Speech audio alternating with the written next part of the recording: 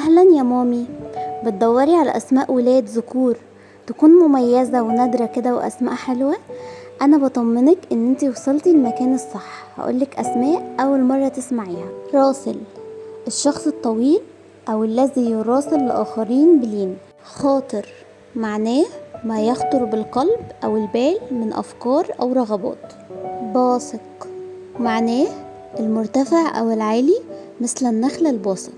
نوح يعني الراحة والطمأنينة. مار معناه اليمام أو السحاب المار السريع.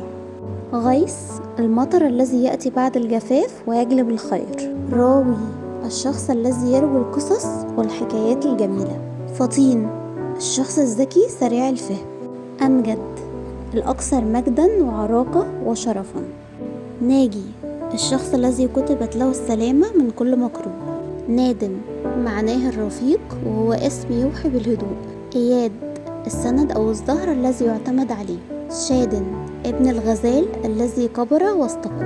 ملك المخلوق الطاهر النقي. تالي الذي يتلو القرآن الكريم. هاتان المطر الخفيف المستمر. براء الطاهر أو النقي البريء من أي عيب أو ذنب. يزن ومعناه العدل أو الاستقامة.